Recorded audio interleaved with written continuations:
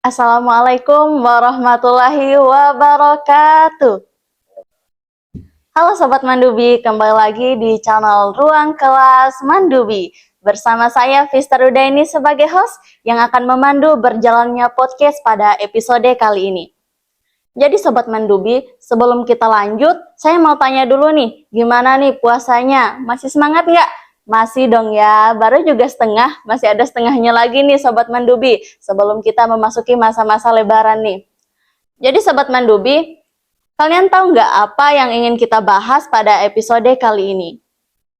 Jadi Sobat Mandubi, pada episode kali ini kita akan mengupas habis tentang hal-hal yang berkaitan dengan puasa Sobat Mandubi. Kita juga kedatangan tamu spesial nih, yaitu Bapak Samsul Hadi, Sarjana Pendidikan Islam yang akan membersamai kita pada episode kali ini. Jadi yang spesialnya lagi nih Sobat Mandubi, Bapak Samsul Hadi, Sarjana Pendidikan Islam ini adalah guru hebat MAN 2 Bima yang sudah bertugas di MAN 2 Bima selama 6 tahun lamanya. Dan dia juga nih Sobat Mandubi berasal dari Pulau Lombok loh. Spesial sekali kan Sobat Mandubi? Jadi langsung aja yuk kita sapa Bapaknya. Halo Pak, Assalamualaikum. Waalaikumsalam warahmatullahi wabarakatuh. Jadi gimana kabarnya Pak? Alhamdulillah sehat walafiat. Alhamdulillah. Jadi malu dibilang guru hebat ini, padahal nggak hebat-hebat banget kok. Biasa aja. Jadi Pak, sebelumnya kami mengucapkan terima kasih banyak Pak telah menyempatkan hadir di podcast kita pada kali ini. Sama-sama. Sebelum kita lanjut nih Pak, keluarganya yang di Lombok nggak mau disapa dulu Pak? Iya. Keluarga di Lombok, khususnya ibu tersayang, kemudian istri tercinta dan anak-anak semua, semoga sehat walafiat sampai lebaran nanti, semoga kita bisa bertemu dan lebaran bersama di Lombok. Amin. Bagaimana nih Pak puasanya Pak? Alhamdulillah puasa aman lancar. Alhamdulillah. Tentunya Tidak ada yang bolong, iya Pak. Ini saya nggak mau ditanyain balik Pak. Ya, Vista lancar puasanya. Alhamdulillah. Alhamdulillah lancar Pak. Alhamdulillah. Jadi Pak, sebelum kita lanjut lagi nih Pak, saya mau bertanya dulu nih Pak. Kan Bapak, saya dengar-dengar sudah 6 tahun lamanya Pak mengajar di Madrasah Aliyah Negeri 2 Bima ini. Bagaimana sih Pak, boleh diceritakan kepada sobat-sobat Mandubi kesan-kesannya selama 6 tahun lamanya ini mengajar di MAN 2 Bima? Alhamdulillah banyak kesan yang kita rasakan, yang kita dapatkan, banyak pengalaman yang kita dapatkan juga di MAN 2 Bima ini. Kita dapat berinteraksi dengan baik dengan guru-guru yang hebat-hebat, yang ramah tentunya, dan kompak semua gitu. Jadi luar biasa MAN 2 Bima ini. Makanya meskipun saya dari jauh, dari Pulau Lombok, Pulau Seberang ini, tapi terasa kayak keluarga sendiri di MAN 2 Bima ini. Iya Pak, rasa persaudaraannya, kekeluargaannya. Saya juga belum 1 tahun lamanya berada di MAN 2 Bima ini Pak. Sudah terasa banget Pak menurut saya. Biasa ya. Iya Pak. Betah di MAN 2 Bima.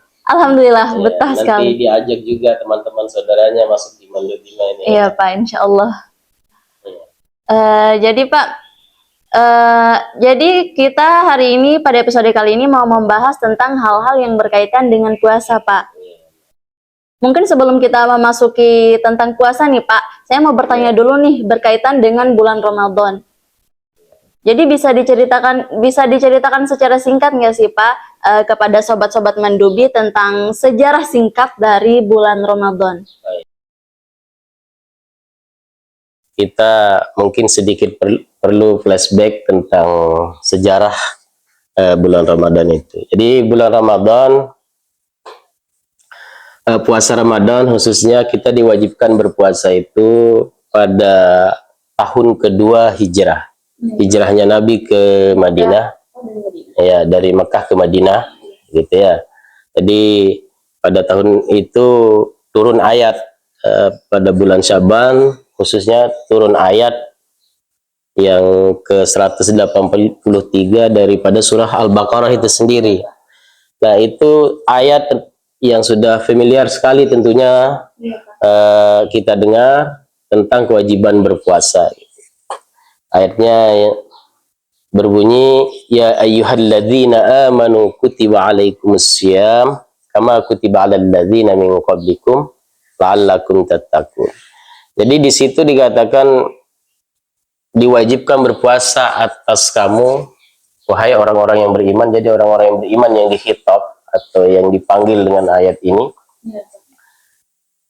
Kama kutiba alal ladzina min qablikum, sebagaimana telah diwajibkan oleh berpuasa itu terhadap orang-orang sebelum kalian. Jadi sebelum kita ini sebenarnya sudah diwajibkan untuk berpuasa. Puasa umat-umat terdahulu seperti Nabi Nuh berpuasa sebagai bentuk rasa syukur terbebas dari bencana banjir bandang. Kemudian ada juga kita kenal puasa Nabi Daud. Puasa Nabi Daud itu puasa selang-seling, sehari puasa, sehari berbuka gitu. Bahkan sampai sekarang bagi yang mampu melaksanakan puasa sunnah Nabi Daud disunahkan juga gitu. Kemudian ada juga puasa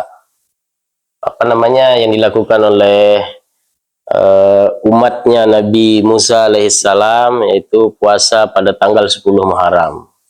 Itu juga bagi kita juga masih disunahkan gitu puasa-puasa. Jadi umat-umat terdahulu juga berpuasa seperti kita. Nah, maka kita diwajibkan juga berpuasa. Kemudian dinamakan Ramadan itu dinamakan bulan Ramadan. Sekutip dan sebuah kitab mengatakan, innama summiya Ramadan li'annahu yarmiduz dzunub.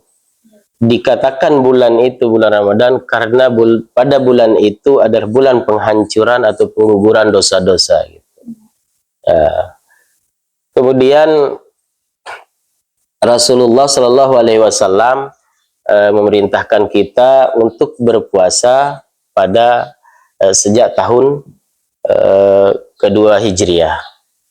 Makanya Rasulullah SAW selama hayat beliau pernah berpuasa 9 kali Ramadan gitu.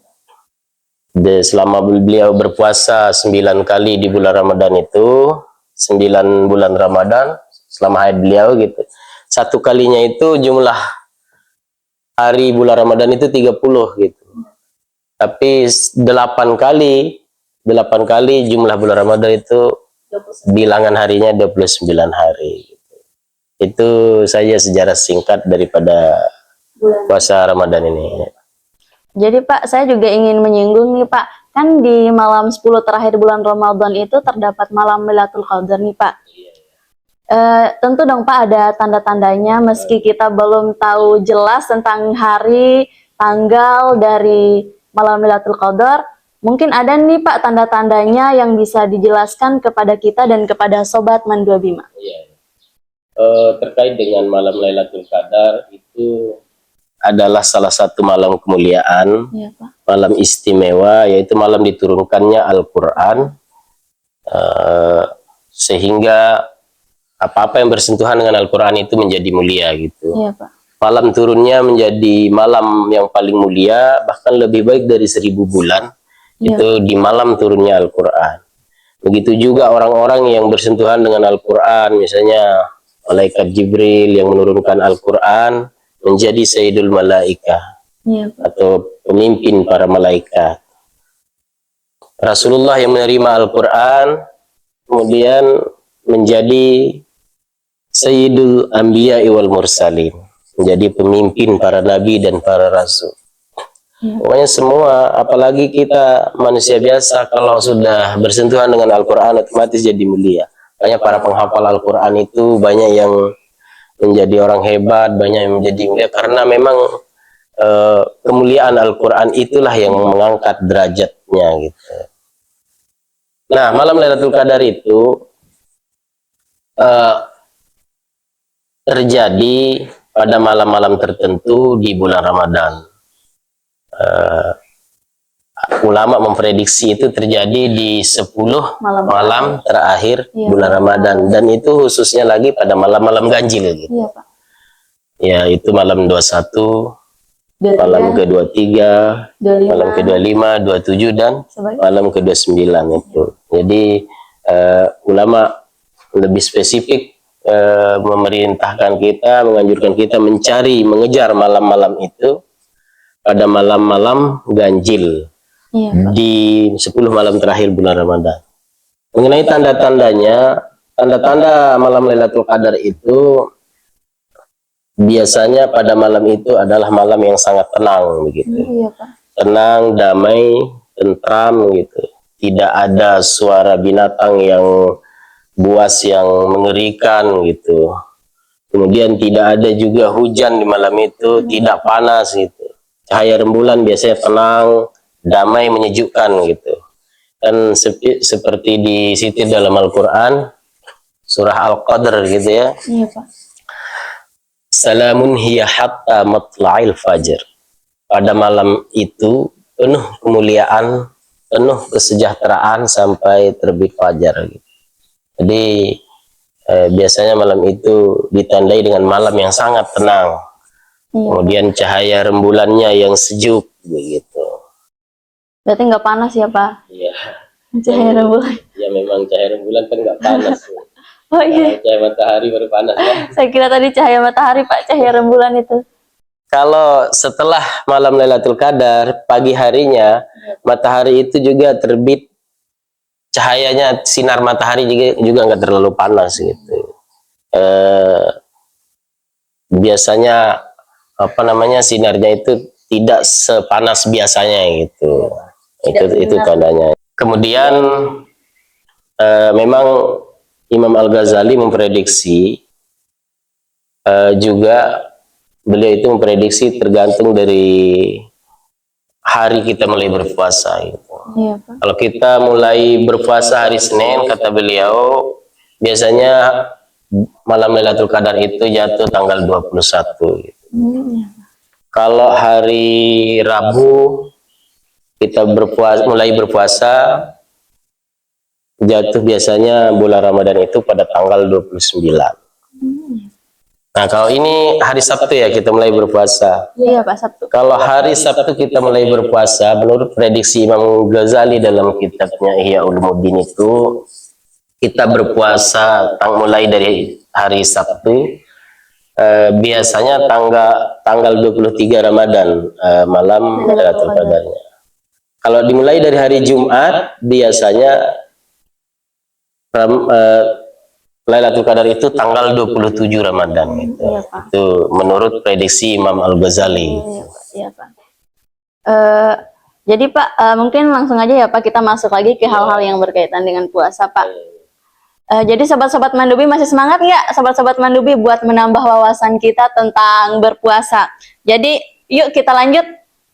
Jadi Pak, boleh dijelaskan lagi nggak Pak tentang definisi-definisi puasa beserta ketentuan-ketentuannya Pak, supaya kita dan sobat-sobat Mandubi juga dapat mengetahuinya. Kita bahas tentang, kita mulai masuk bahas tentang puasa. Puasa iya Pak. Jadi puasa itu definisinya secara bahasa itu adalah menahan gitu. Jadi menahan secara bahasa masih umum, dia menahan. Menahan apa? Menahan segala sesuatu yang bisa tahan namanya puasa. Kalau menahan tawa ya puasa tertawa namanya ya. Kalau menahan tangis ya puasa menangis gitu namanya. Itu secara bahasa Pak Akbar. Tapi secara istilah puasa itu lebih dihususkan lagi, yaitu insakun makhsus an syai'in makhsusin fi waqtin makhsusin bi syar'in makhsusin. Menahan sesuatu secara khusus dari sesuatu yang khusus pada waktu yang dikhususkan juga dengan syariat-syariat yang khusus itu. Apa maksudnya imsakun maksusin? Menahan sesuatu yang dikhususkan. Ya, kemudian apa itu dari sesuatu yang dikhususkan itu ya, dari sesuatu yang membatalkan puasa, anil mufattiratis shaum, dari hal-hal yang membatalkan puasa. Seperti apa misalnya? Ya seperti makan, minum, itu sekali. Kemudian berhubungan suami istri di siang hari itu ya, kita harus tahan bagi yang sudah berkeluarga ini ya. Kemudian dan semua hal-hal yang membatalkan puasa gitu. Kemudian fi waktin maksusin, di waktu yang khusus. Nah, waktu khususnya ini adalah khusus di bulan Ramadan. Kenapa di bulan Ramadan? Karena di bulan Ramadan itu adalah bulan yang sangat mulia, seperti yang kita jelaskan tadi, malam diturunkannya Al-Quran. Kemudian mulainya juga itu waktunya khusus itu dari waktu fajar sampai terbenamnya matahari ya, min tulu'il fajri ila ghurubi syamsi, itu bahasanya di kitab gitu. Kemudian dengan syariat yang khusus tentunya, dengan ketentuan-ketentuan yang telah ditetapkan di dalam agama kita ya. Boleh dijelaskan nggak Pak kepada kita dan juga sobat-sobat Mandubi hal-hal yang membatalkan puasa dan tentang pahala-pahala puasa itu seperti apa Pak? Oh iya. Ya. Sebelum kita lanjut ke sana, kita bahas dulu tentang rukun daripada puasa itu ya. Jadi rukun puasa itu ada berbagai pendapat para ulama tentunya, tetapi secara umum sebenarnya ada dua ya. Secara umum ada dua. Kemudian apa itu yang dua? Yang pertama adalah niat, kemudian yang kedua adalah menahan diri dari hal-hal yang membatalkan puasa. Kalau misalnya di kitab Safinatun Najah dikatakan di sana ada tiga gitu. Yang pertama adalah niat, rukun puasa itu niat. Kemudian yang kedua menahan diri dari hal-hal yang membatalkan puasa. Kemudian yang ketiga adalah orang yang berpuasa itu sendiri. Kan rukun ini harus ada orangnya gitu. Kalau nggak ada orangnya, ya siapa yang berpuasa, kan begitu. Itu kalau di kitab Safinatun Najah itu 3 rukun puasa itu. Tapi kalau di kitab yang lain, misalnya kitab Kifayatul Akhyar, itu ada lagi penjelasannya, dirincikan lagi. Fardu puasa atau rukun puasa itu. Yang pertama adalah niat. Setiap malam kita itu memakai atau menetapkan niat kita untuk berpuasa besoknya, karena setiap hari berpuasa itu adalah ibadatun mustaqillah, istilahnya itu ibadah tersendiri. Jadi malamnya kita diwajibkan memasang niat, kemudian untuk berpuasa besoknya. Maka tiap malam kita memasang niat atau menetapkan niat gitu ya. Jadi tiap malamnya itu sebelum tidur Pak, bukannya pas sahur. Soalnya kan biasanya Pak orang-orang kan baca niat itu pas sahur aja, pas imsak aja baca niatnya, bukan di malam harinya. Memasang atau menetapkan niat berpuasa itu ya semenjak matahari terbenam nih. Artinya setelah kita dibolehkan berbuka puasa atau setelah berbuka puasa sudah boleh memasang niat di situ sampai sebelum matahari jadi belepotan sih ngomongnya, sampai sebelum terbit fajar gitu. Sampai sebelum terbit fajar. Ya kadang-kadang kan di antara sholat tarawih dan sholat witir ada ajakan dari orang yang mengajak kita, hadi namanya itu ya, yang mirip sama dengan saya ya. Hadi itu orang yang menjadi yang mengajak kita baca niat itu kan, nawaitu sauma godin an ada ifar di syahri Ramadan. Tapi ingat itu lafaz itu, tapi niat sesungguhnya itu di hati sih. Kalau itu lafaz, yang namanya lafaz itu boleh diucapkan, boleh juga tidak. Tapi yang diwajibkan itu adalah memasang niat yang ada di hati kita. Karena mahallun niyati al-qalbu, di hati itulah tempat daripada niat itu sendiri. Kemudian yang kedua, kalau di kitab Kifayatul Akhyar itu fardu puasa itu adalah menahan diri dari makan. Ini dirincikan satu persatu. Menahan diri dari minum. Selanjutnya kemudian menahan diri dari berhubungan suami istri, kemudian menahan diri dari muntah dengan sengaja, gitu, kayak gitu dia dirincikan satu persatu. Itu kalau apa namanya, Hal-hal yang membatalkan. bukan rukun puasa. Adapun kalau hal-hal yang membatalkan puasa, juga ada beberapa hal yang membatalkan puasa. Yang pertama, makan dengan sengaja tentunya, minum dengan sengaja, kemudian memasukkan sesuatu ke rongga badan kita, anggota badan kita yang terbuka, misalnya ke lubang hidung, lubang telinga, gitu kan. Apalagi masukkan makanan ke mulut, itu sudah pasti kan. Nah, Tapi kalau misalnya kita ambil air wudhu bagaimana, Pak? air wudhu, Kan kalau misalnya kita ambil air wudhu kan kita membasuh iya, telinga kita juga hidung kita, Pak. iya. Jadi itu gimana, Pak?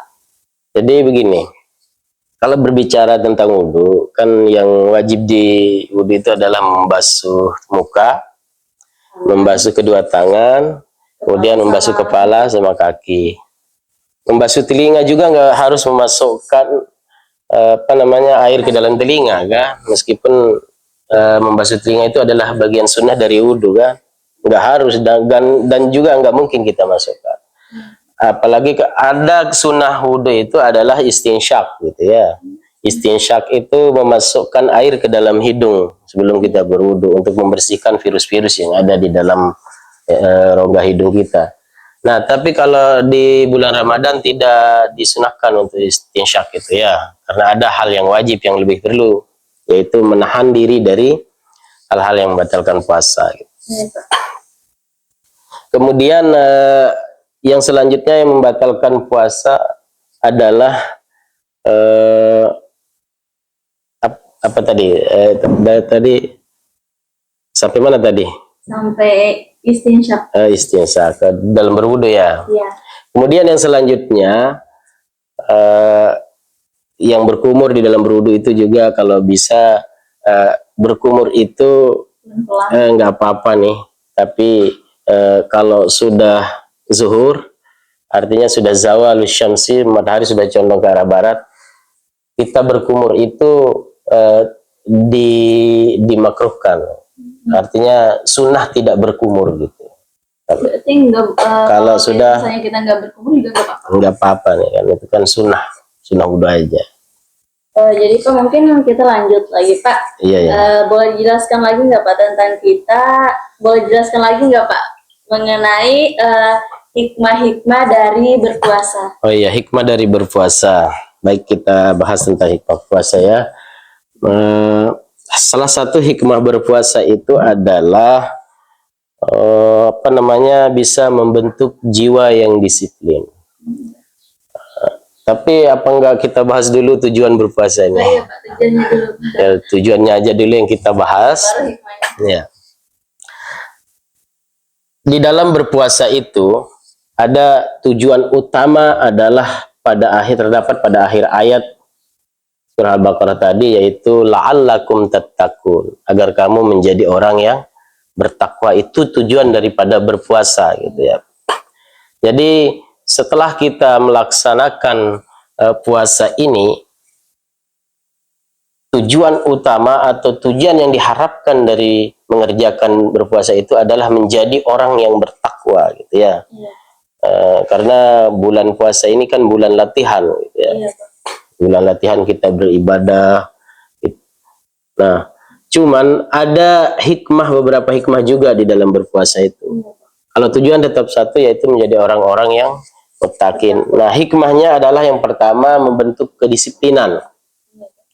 Membentuk kedisiplinan karena kita disiplin bangun, juga subuh. Disiplin makan juga kan, disiplin makan. Kalau belum maghrib, mau selapar apapun, ya kita tidak boleh makan. Di situ berarti kita menjaga pola makan kita lebih teratur. Gitu. Ya, berkat sahur juga orang-orang yang nggak terbiasa sholat subuh ini Pak jadi sholat subuh. Iya, itu diantara salah satu hikmahnya. Kemudian adalah untuk kesehatan. Jadi kalau sudah pola makan kita teratur, biasanya berpengaruh kepada kesehatan kita. Iya. Kan? di dalam ilmu kesehatan itu kan juga dianjurkan kita berpuasa ya.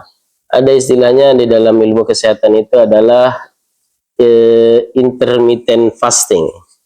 Itu adalah apa namanya cara mengatur pola makan, kapan seseorang boleh makan, kapan seseorang tidak makan, untuk apa? Untuk kesehatan gitu. Iya.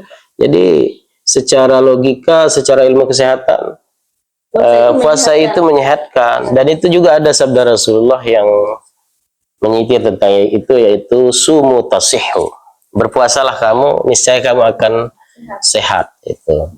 Nah, itu untuk kesehatan. Kemudian yang ketiga adalah membentuk rasa empati kepada sesama.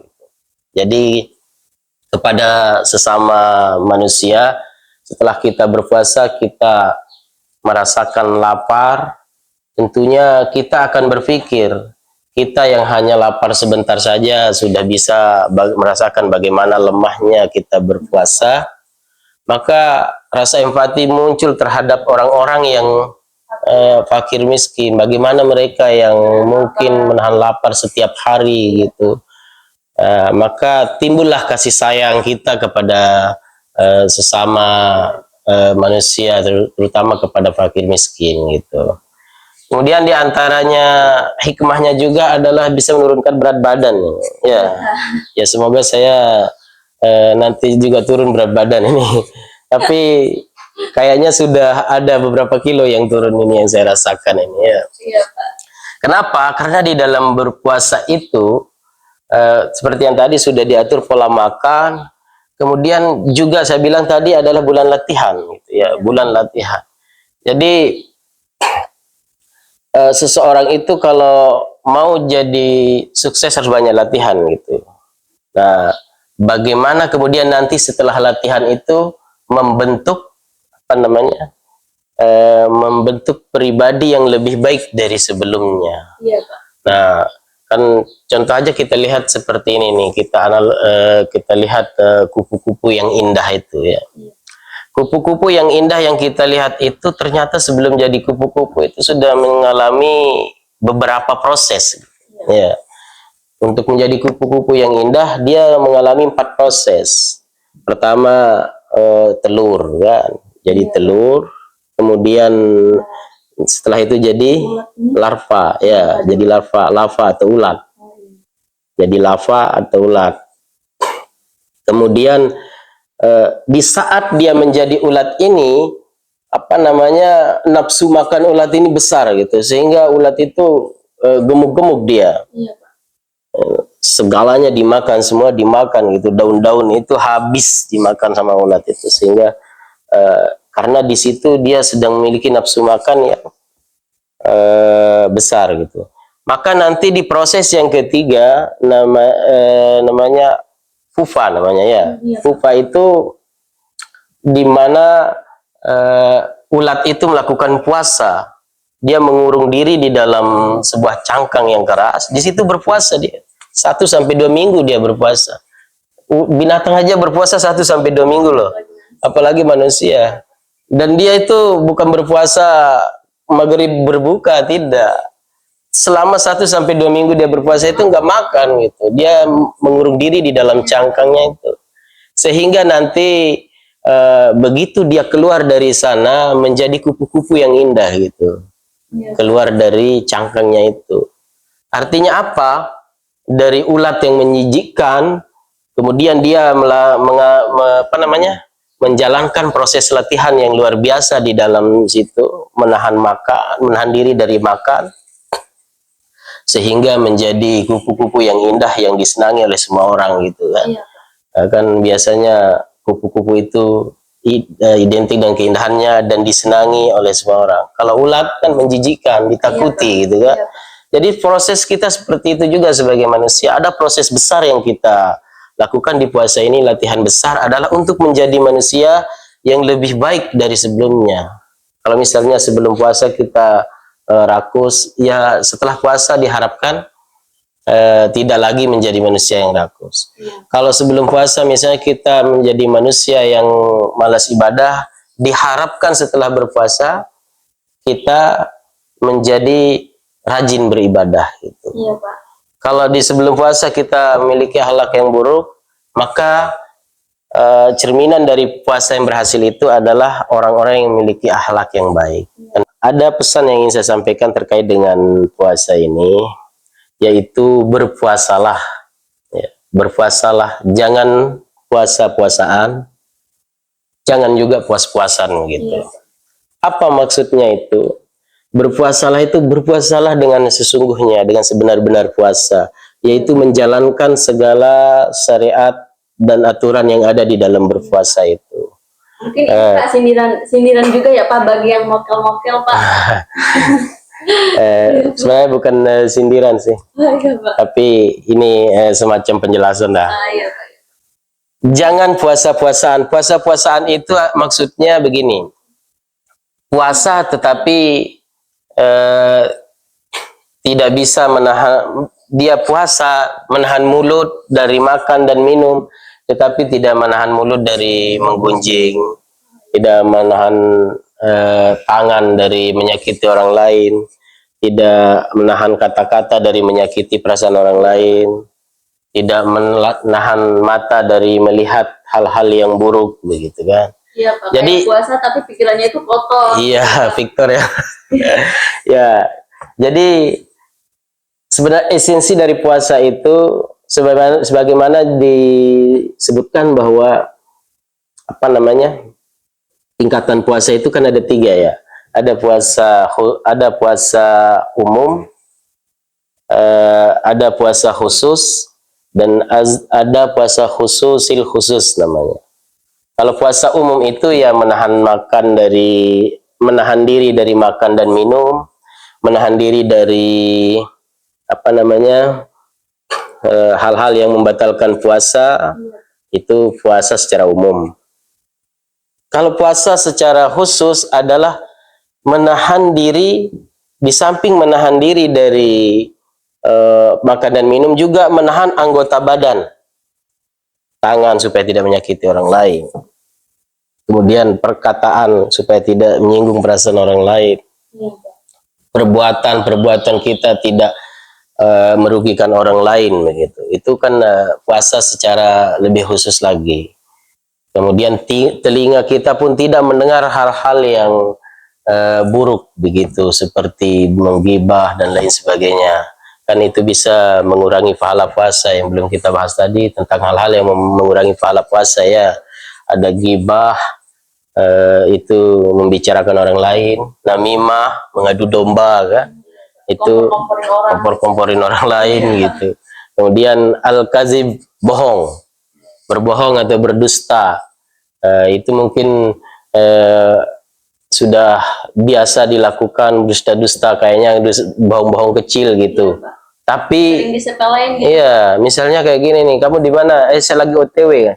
Padahal dia masih tidur udah bilang OTW. Nah, itu biasanya adalah bagian dari kebiasaan itu. Kebiasaan, padahal itu bohong kecil itu. Ada juga kemarin Pak teman saya yang bilang kalau bohong untuk kebaikan itu nggak apa-apa. Oh, beda lagi itu. Kalau bohong untuk kebaikan beda lagi. Ada ketentuan-ketentuannya itu. Kemudian yang selanjutnya, jangan puasa-puasaan, ya. Jangan puasa-puasaan ya seperti tadi. Jangan puasa tetapi anggota badan masih menyakiti, ucapan kita masih menyakiti, kemudian emosional kita masih belum bisa dikontrol gitu. Dan jangan juga puas-puasan gitu. Apa itu puas-puasan? Ketika apa namanya, suara azan yang sangat kita rindukan itu di bulan Ramadan, yaitu suara azan maghrib ya, yang paling kita rindukan, kita puas-puasan makan di situ segalanya, ada es, ada kolak, tahu kolak kan? Ya, kolak ya, yang pakai habis gitu kan. Kemudian semua jenis makanan, minuman habis semua diembat. Itu namanya puas-puasan itu. Balas dendam itu ya. Ini saatnya kita balas dendam gitu. Nah, saya pernah juga gitu. Itu kurang bagus juga itu. Jangan sampai seperti itu. Jangan puas-puasan gitu. Bahkan saking pengen balas dendamnya, habis tarawih lagi gitu kan. Cari lagi makanan-makanan yang enak-enak ini, yang bikin ngiler dari tadi pagi ini. Mana dia gitu kan? Dihabiskan semalam itu, ya itu namanya puas-puasan. Jangan sampai latihan kita seharian itu kemudian di malamnya sudah sudah nggak ada artinya gitu kan. Nah, itu maksudnya jangan sampai puas-puasan gitu. Boleh diulang tadi Pak jargonnya Pak, boleh diulang. Jargonnya ya, berpuasalah, jangan puasa-puasaan, jangan juga puas-puasan gitu. Sebelum kita tutup juga Pak, waktu juga Pak, apa sih Pak harapan-harapan Bapak untuk kedepannya Pak, untuk kita semua, untuk sobat-sobat Mandubi juga Pak? Ya, harapan kita yang pertama semoga di bulan Ramadan ini puasa kita lancar, kita sehat walafiat sampai Lebaran, dan yang paling penting adalah kita mendapatkan manfaat dari puasa itu sendiri. Kita menjadi insan muttaqin, orang-orang yang bertakwa, yang tentu sekali yang akan menjadi penghuni surga begitu. Kemudian yang paling penting juga semoga kita bertemu di bulan-bulan Ramadan berikutnya gitu, untuk melaksanakan ibadah dengan sungguh-sungguh seperti bulan Ramadan saat ini. Iya, Pak. Untuk Mandubi dan podcast Mandubi jaya selalu, Mandu Abima sukses selalu, semoga semakin semakin banyak pengikutnya, Mandu Abima semakin jaya, semakin sukses, melangkah menuju kesuksesan dan kejayaan. Itu saja, terima kasih. Assalamualaikum warahmatullahi wabarakatuh. Waalaikumsalam warahmatullahi wabarakatuh. Terima kasih banyak Pak. Oke sobat-sobat Mandubi, jadi itulah sedikit ilmu dari Bapak Samsul Hadi, Sarjana Pendidikan Islam, untuk saya dan untuk sobat Mandubi semua. Jadi mungkin sekian dulu podcast kita pada episode kali ini. Jangan lupa like, subscribe, dan komen. Wassalamualaikum warahmatullahi wabarakatuh. Waalaikumsalam warahmatullahi wabarakatuh.